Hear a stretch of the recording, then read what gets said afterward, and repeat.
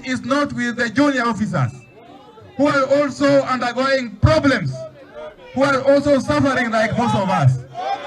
The problem we have with the police is with the Inspector General, who has failed in his mandate to command the National Police Service in accordance with the Constitution and the law.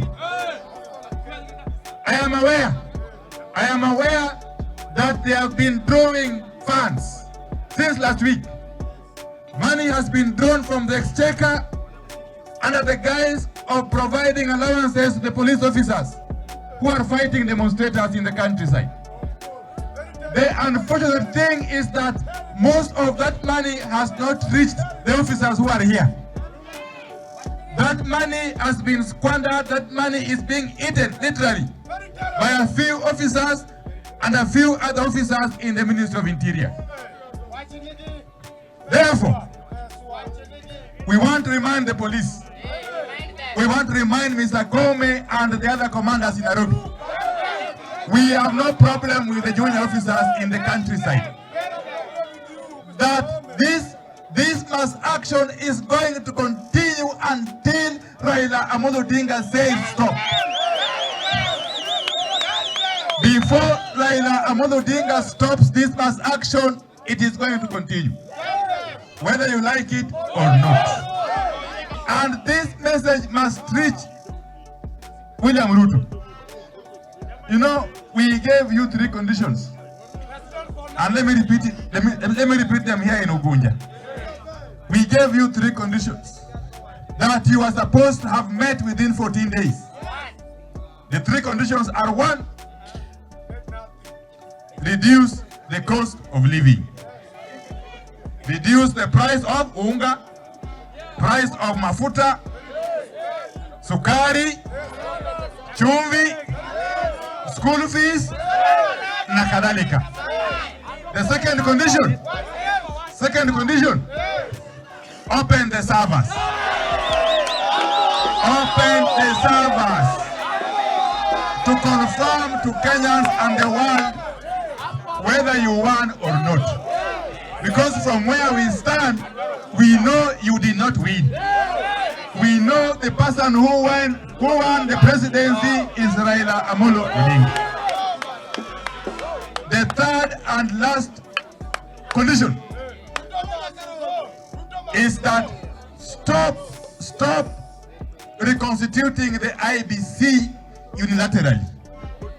Stop the process of reconstituting the IBC and allow all stakeholders to come together and give their views.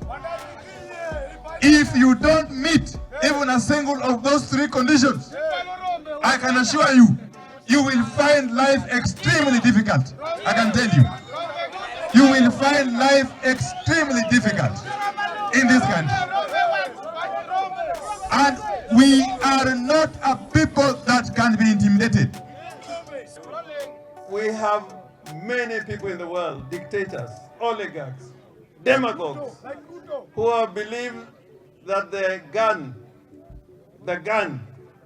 can make you rule a nation. You can't rule our nation. I can tell you, if a gun could rule a nation, Idi Amin will be president in Uganda up to now. But it was a small man called Nyerere. Nyerere chased Amin out of Uganda, and Amin died in exile in Saudi Arabia. In a country called Central Africa Republic, there was a gentleman there known as Bokassa. And Bokassa said he was an emperor. He was equal to Napoleon. Bokassa died in France in a castle where there was no heat for the winter, and he died a miserable death. I can tell you, the whole army in South Africa took Mandela to prison and said Mandela will die in prison.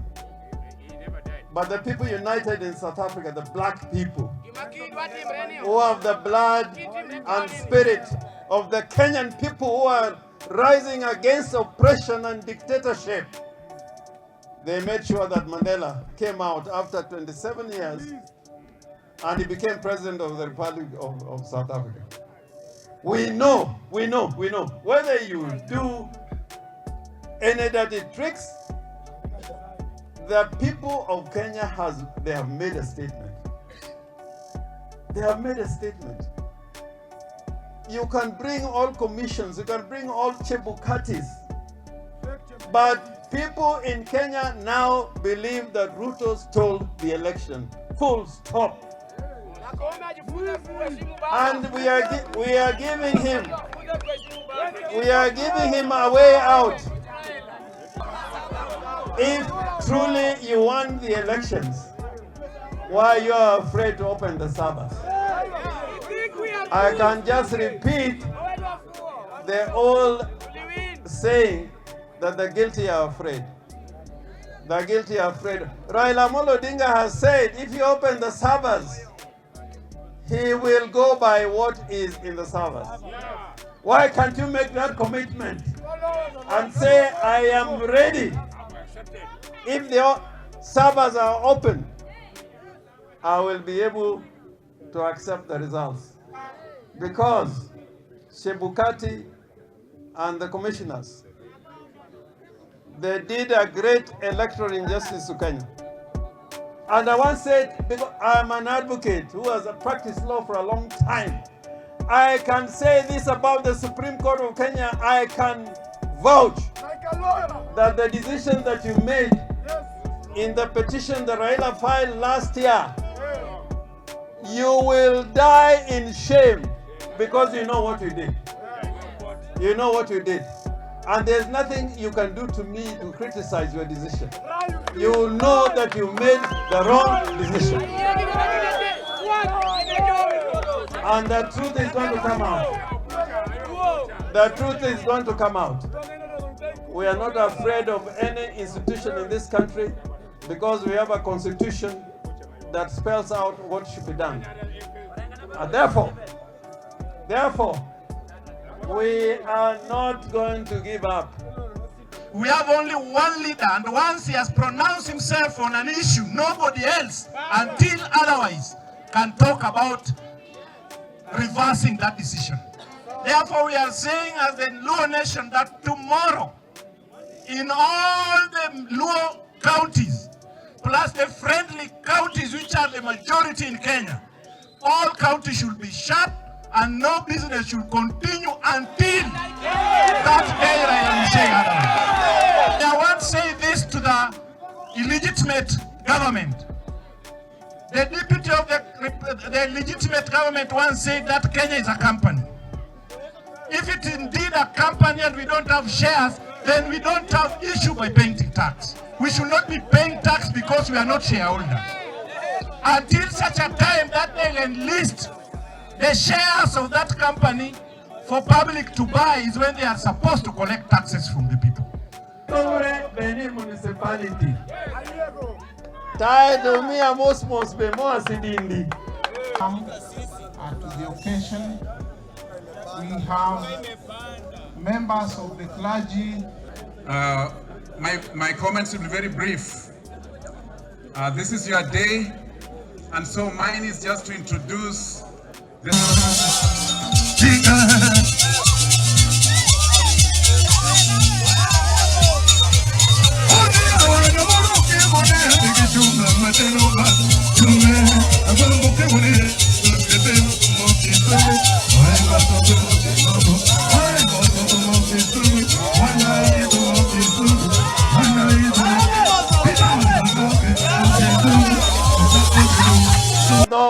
more than Kadwoge watch ma ogonja. I want to say yanga. O de marlu mane chuercha. Mane ot mondo nyolore. O kanyal di ot ngat moro ni koro berni moloyo kama meru ni. Mos. Ile insha holda huja ka e. Omiyo wan gigi duto wadwa watimge yo mo oriere. Tadwa wacho ni mogik.